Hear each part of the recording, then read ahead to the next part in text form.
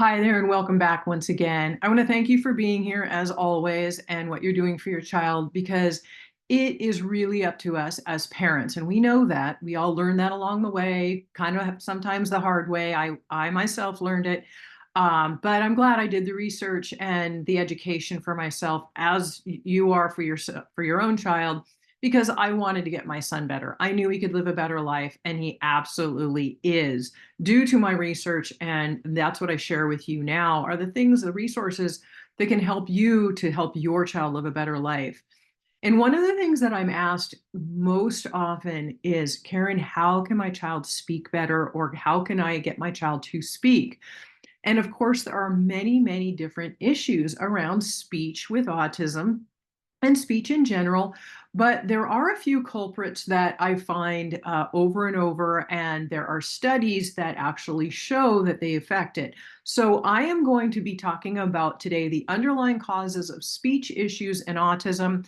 And I'm also going to be linking to some studies. Today's show notes will be at naturallyrecoveringautism.com/196. This is episode 196.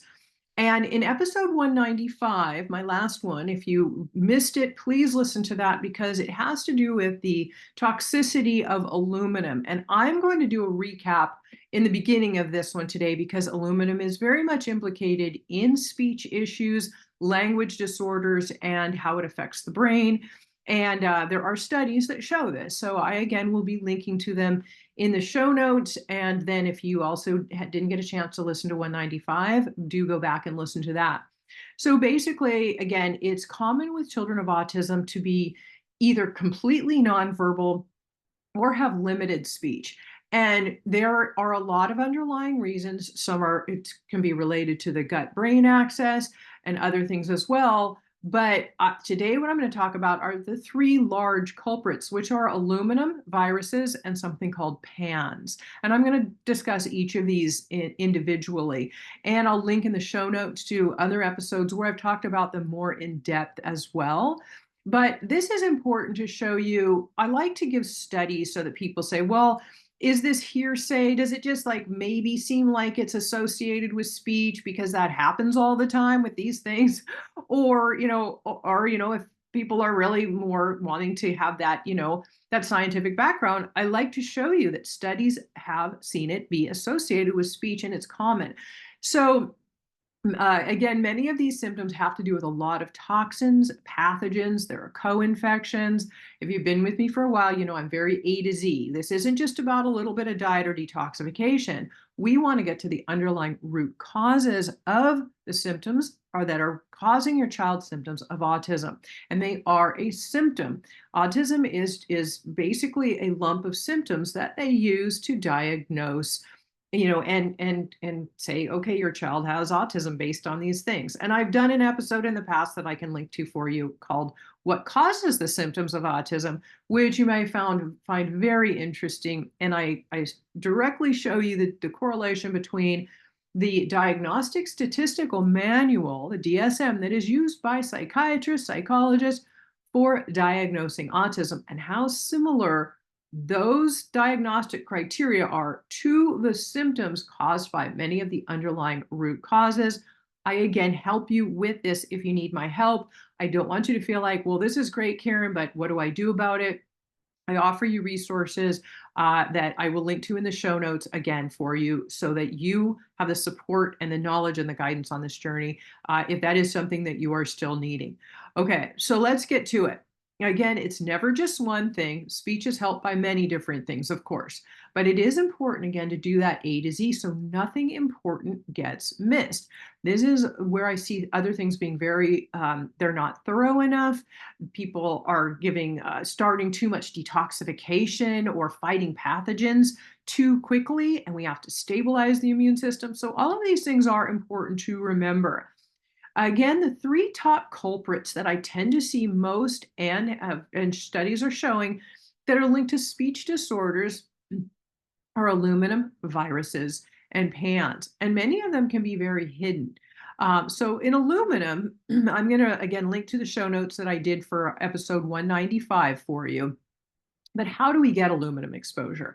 I'm going to do a bit of a recap here because I want it to all also be in this, a lot of it to be in this episode as well. But um, and I will link to the study and some of the studies here as well. Aluminum is prevalent in our society, as are many of the toxic metals. They are in the air we breathe, the food we eat, because it's in the soil. It's in aluminum pans and cookware, the water we drink, the deodorants and lotions and other things that we use in beauty aids and healthcare aids. It's very, very important that you read your labels and that you're getting green, non-toxic materials to use in your home, that the things that you're using on your body are organic, but also labeled, the label shows that it doesn't carry aluminum. It is very, very common. Just for an example, if you're putting deodorant on, you're putting it right in the armpit, which is right over one of the key lymphatic drainage areas. So it's absorbing directly into your lymphatic system, which is how we drain our toxins out. So it's absorbing into the body. Just remember that with everything that you use. It is also in other things like antacids and medications and a lot of supplements that are bad that you don't realize. So again, knowing that almost 75% of all adjuvant-based medical treatments include aluminum salts. They're aluminum poisoning with emphasis on its mechanisms and treatments of intoxication. This is the study I'm going to be linking to for you to get some more knowledge about this if you want to even dig deeper in here. But what are some of the health risks of aluminum? So approximately 60% of the body's aluminum is stored in the bones, 25% in the lungs, 10% in the muscle, 3% in the liver, and 1% in the brain. Inside the cells, aluminum is stored in the lysosomes of brain neurons, liver, spleen, myocytes of the heart, smooth muscle cells, epithelial cells, so your gut as well, epithelial cells of the kidneys, very, very big in the kidneys, and mitochondria, which are the cell's energy source. So this is really important to understand these things. And they are very, very inflammatory. And inflammation is one of the big, big things in autism that we are always working with. Inflammation is how your body is reacting to the toxins, the pathogens, the infections, other things that are going on. This inflammation and where it's affecting the brain and the body are where these symptoms are coming from, okay? The neurological effects of aluminum on the brain. Know that even small amounts of aluminum are harmful. When aluminum loading occurs, aluminum gradually accumulates in human neurons. Okay, that's the brain cells and the central nervous system, right? Brain and spine, making them more vulnerable to other toxicities. And of course, we are exposed to many. Studies have suggested that even small amounts of aluminum in the brain may alter iron homeostasis in the brain, causing neurodegenerative disorders. Now, what kind of neurological manifestations are we looking for? You want to look for things like memory loss, very, very commonly seen in things like Alzheimer and dementia, right? Tremors, we see jerking movements. Well, we call that stimming in autism. Diminished coordination, weakness in motor movements, lack of curiosity, just blase, they don't care about anything. Speech disturbances, dyspraxia, dysphagia, stuttering, and more. This is indicated in this study. So this is very important to remember that this has been implicated in studies. Aluminum's causal changes in behavior and consciousness levels, such as agitation, confusion, again, more stimming, seizures, grand mal seizures, coma, and even death. And those are linked to in this study as well. It can be very dangerous. I've also done an interview with Professor Christopher Exley, and he's a PhD biologist who's been researching aluminum for over 40 years. He's even published over 200 peer-reviewed studies, or scientific papers, and I will link to my interview with Dr. Exley in the show notes today as well, because he is talking about how multiple studies show the elevation levels of aluminum in the brain are linked to autism as well as early Alzheimer's, He has a study through the Journal of Trace Elements in Biology, and I will link to this in the show notes. The aluminum content of the brain tissue in autism was consistently high, with some of the highest values for aluminum in human brain tissue yet recorded. So that is pretty darn significant. So again, I will link to my episode number 103 with Dr. Professor Exley or Professor Exley, and you can then also, see the studies that he's done on these things as well. The next thing that I want to talk about that is implicated in speech, and it damages the speech neurons and speech branches in the brain, and that is viruses. Now, to give you some perspective, there are these protective layers in the brain. They're called meninges, and they surround the brain and spinal cord. And infectious agents such as viruses, bacteria, parasites, and fungus, of course, we know with candida and fungi, right, can affect the meninges and the brain and trigger difficulties with language function. In other words, viruses are a big component to damage the language and speech branches of the brain, and working with them can help with speech. I have seen it. I've worked with, and I'm going to link to an interview I did with with a mom who found me when her son was 27 years old. He was still nonverbal. She had said she had tried everything since he was diagnosed at age 2, 25 years prior. She just didn't give up, thankfully. And like I said, he was 27 years old and still nonverbal when she found me. She joined my program, and within 2.5 months in my program, her son was speaking and started finishing reading books with her when they were reading them together. And so I would say everybody's level is different. I'm not here to make claims, but I have seen this happen, and parents who know what to do and the right things are getting results. It can take time. Everybody's time frame is different. For some, like this boy, it was a few months. For others, it might be a year, but it is worth it if you be consistent and you know the right things to do. So the brain's immune system contains protective cells called microglia. These cells regulate brain development, maintenance of neural networks, and injury repair. Viruses can be active in the body for years and be continuing overactivity, causing overactivity of the immune system. And we know children with autism or people with autism, it is very important that we don't just boost the immune system, which I can link to an episode I did that with that one in the show notes as well. Because if your immune system is overactive already, then you can cause an autoimmune disorder, which we're going to talk about after we talk about viruses here. And if it's underactive, what we want to do is regulate it. It can be underactive or overactive, especially in people with autism. So we are here to modulate or regulate. If you boost it, you can end up with more trouble. So very, very important to remember that. When stimulated by a foreign substance, these microglia secrete chemicals, including glutamate, preparing for an immune attack, right? The body is just doing what it knows it's supposed to do. It's going to set up for that immune attack, right? This is what it sees, these pathogens, these toxins, these invasions are coming in. So it's working hard to help you. It thinks it's helping you, but it can be triggered as a sort of an on position, and then it can stay activated, spreading these chemicals and leading to autoimmune issues, okay?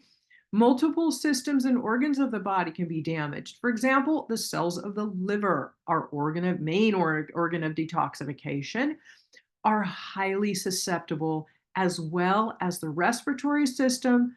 And I'd also like to mention that glutamate can trigger seizures, so the viral component needs to be observed as a factor in them. The immune system plays a vital role in brain development, and a weak immune system can impact the brain function, especially cognition and our ability to think. Inflammation is a strong factor here, and we're always working to reduce inflammation as we regain health.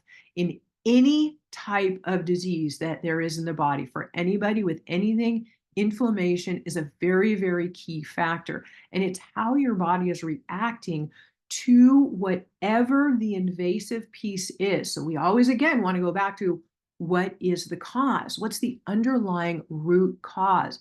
That's what we want to work with. That's what's important, not just a symptom. A symptom is how your body is reacting to the cause. So we got to work with the cause. And I'm going to link in the show notes for you a study on association between enterovirus infection and speech and language impairments, a nationwide population-based study. Basically, the eligible causes were assessed during the study period for an incident of cases of speech and language impairment. The analysis were applied, Cox regression analysis were applied, adjusting for sex, age, and other physical and mental problems. The results? In the fully adjusted Cox regression model, EV, enterovirus, infection was positively associated with speech and language impairment in 95% of the subjects. 95% is pretty high. Conclusion, EV infection is temporarily associated with speech and language impairments. Temporarily, I like the word. These findings have herein provided rationale for educating families that enterovirus infection may be associated with speech and language problems in susceptible individuals, and that monitoring for such a presentation would be warranted. Notwithstanding, relatively few reports have mentioned the effects of EV infection on speech and language problems, and combined with other infections and comorbidities and risk factors, might have a greater probability to develop speech problems. Again, why we're so importantly A to Z in autism recovery. Clinicians should be vigilant for the onset of language development abnormalities of preschool children with enterovirus infection. So that is viruses. And the third one here that I'll be talking about today that is implicated in speech is something called PANS. It's an acronym for Pediatric Autoimmune Neuropsychiatric Syndrome. PANS is associated often with strep throat, streptococcal infections, but not always. It can be just a basic symptom of an autoimmune reaction where the immune system has been affected to go basically, overactive, and it becomes an autoimmune disorder. And I have done an episode on this in the past, and again, I'll link to that in the show notes for you. But basically, what is PANS? So I'm gonna give that for you a little bit. The onset of PANS symptoms come often after a streptococcal or strep infection, but not again always. It can be also it's genetically common with those with mitochondrial deficiency, and we talked about mitochondria already. And there's also a nationwide population study showing the association of disorders, including enteroviruses, which we just talked about as well. Other infections that are known to trigger PANS can be mold, Lyme, Epstein-Barr virus, which is what causes mononucleosis. We commonly may see mycoplasma, which are more respiratory types of infections, such as sore throat, respiratory infections. Also indicated in triggering the immune system to become overactive are, and this is very big, and I'm very, very, very, very important to when I work with my members in my program to know, rapid die-off. If you are not instructed on how to slowly and properly begin detoxification before you start targeting these toxins and these infections, you can very likely trigger the immune system to become overactive, leading you to a PANS flare-up is what we call them. Now, I'll talk about the symptoms here in a moment because it's really important to understand how you'll see often a sudden onset of symptoms of obsessive compulsive disorder, OCD, right? Or tics. They can be vocal tics or motor tics, where their body jerks rapidly, or just kind of like or making loud sounds with their voice. Those are vocal tics. Additional symptoms include separation anxiety, a decline in school, such as in their reading and math abilities, simplified language, baby talk, bedwetting, and increased urination, aggression, and anxiety with stress. They'll become very, very fearful and very clingy. You might see really big dilated pupils.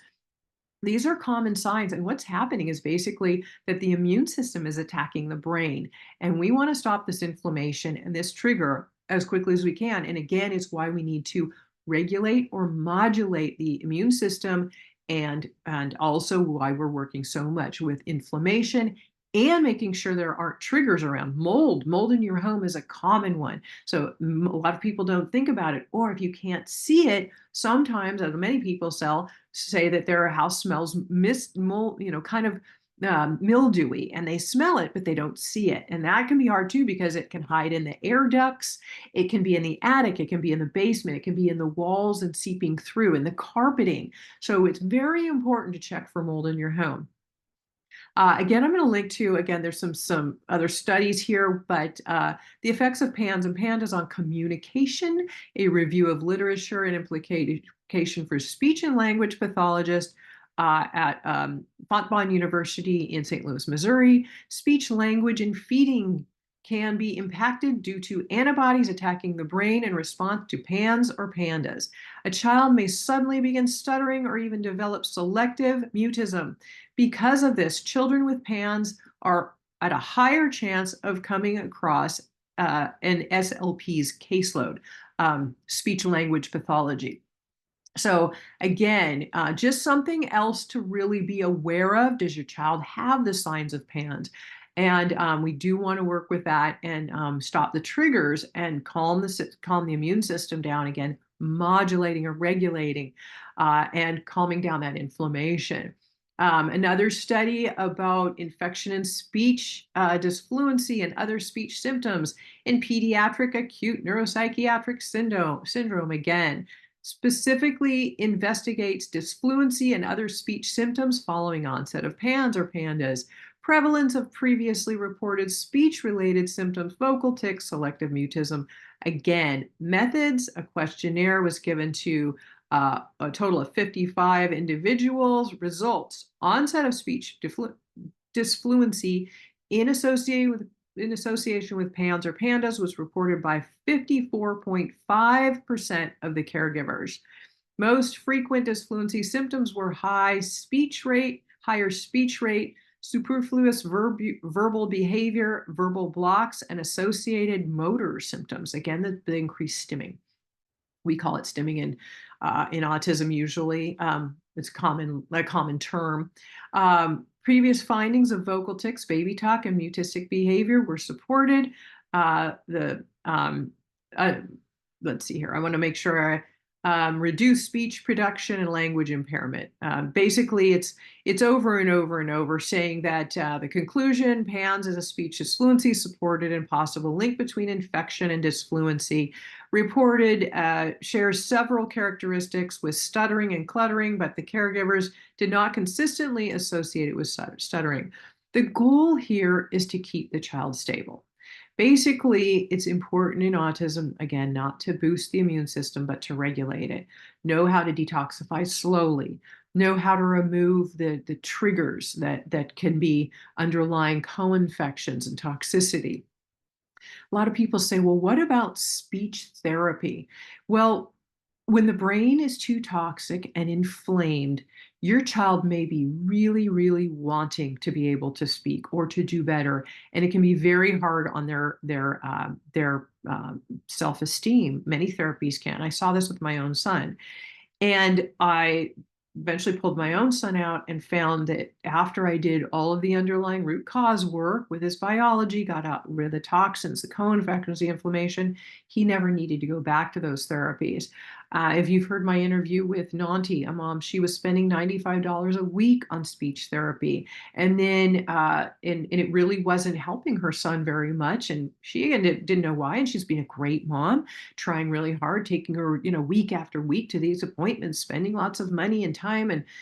And once she began following my program, she ended up, pulling him out because he ended up not needing to go to those therapies. So it is just something to remember that when you do the work on the underlying root causes and the brain is less toxic and less inflamed, and these aluminum pans, viruses, all these other issues that can be causing the problems, when they are then no longer in the way, then the brain can do its what it can naturally. So that is our goal, is to remove all these underlying causes safely, naturally, and that is what is so important. Remember, you want to do slow detoxification, transition away from inflammatory foods and chemicals. If you don't have my free food guide yet, please get that. It's at autismcheatsheet.com. Start removing those foods from your child's diet slowly as they're causing inflammation. They're toxic. There's other things. That is step one where you could begin. And yes, of course, there's more. But that is where to begin. Reducing overall symptoms of inflammation, begin supporting direct detoxification. We work with heavy metal toxins, safe methods that don't allow for reabsorption like the pharmaceutical drugs do. Calming the immune system. We're also very important that I mentioned. We work with viruses after we work with Lyme because Lyme is so common in children with autism and it is very, very immunosuppressive. So we need to do a little bit of work with Lyme before we start working with the viruses. For further information on the A to Z process and how I can help you, I will link to those things in the show notes for you today, which again will be at naturallyrecoveringautism.com/196. And I'll also link in the show notes to these studies that I cited from and other interviews that I've done that I think could be very, very helpful and educational and beneficial for you to learn from as well, because it's really about us working again with those underlying causes. The more knowledge we have, knowledge is key. The more knowledge we have, the better we can help our kids and the better we understand what the necessity of being persistent and consistent and how these things take time, but how that education can definitely pay off in the long run.